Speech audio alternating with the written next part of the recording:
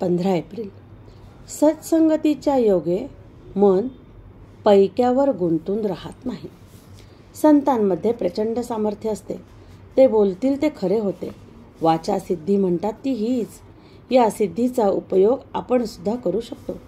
परंतु भगवत सेवा करावी आणि त्याबद्दल पगार घ्यावा, तसे हे होते. कामधेनूवर ओझे टाकावे हे बरे वाटेना, म्हणून वाटेने घोडा येत होता तो घेतला आणि कामधेनू देऊन टाकली. तशासारखे होते. जे सुख चिरकाल टिकणारे नाही ते घेऊन काय करायचे?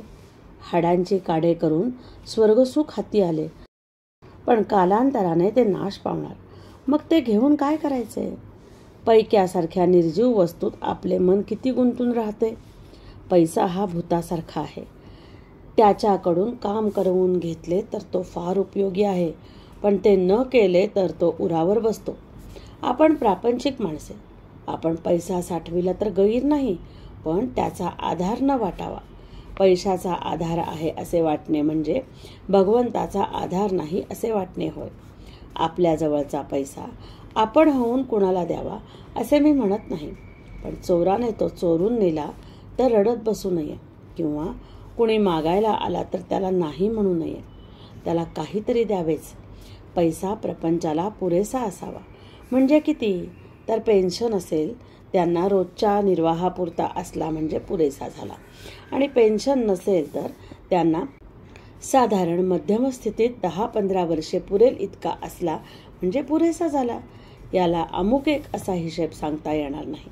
आपल्या प्रपंचाला जेवढा जरूर आहे तेवढा पैसा आपल्याला मिळाला की बस झाले. श्रीमंतीला पुष्कळ पैसा लागतो असे थोडेच आहे. आपल्याला अडचण नाही पडली की आपली श्रीमंतीच आहे.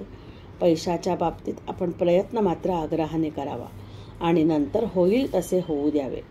आपण आतून निष्काम, निर्लोभ आणि निरीच्छ असावे. दुसऱ्याचे द्रव्य मला यावे अशी बुद्धी कधीही ठेवू नये. त्याच्याजवळ पैसा विपुल आहे त्याला श्रीमंत अगर सावकार म्हणता येईल. ज्याच्याजवळ विद्वत्ता आहे त्याला विद्वान म्हणता येईल. त्याच्याजवळ शेत आहे त्याला शेतकरी म्हणता येईल. परंतु यांच्यापैकी कोणाला मोठा म्हणता येईल असे नाही. सावकार कंजुष्क असेल, विद्वान गर्विष्ठ असेल, शेतकरी असाच दुर्गुणी असेल.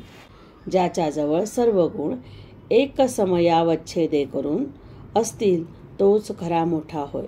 सर्व गुण एका भगवंताच्या ठिकाणीच असू शकतील, म्हणून त्याला ज्यांनी आपलासा केला तेच खरे मोठे बनतात. अशा लोकांना संत म्हणतात. आपण संतांचे होऊन राहावे, त्यात आपले कल्याण आहे. सत्संगतीपासून सद्विचार आणि सद्भावना प्राप्त होतात.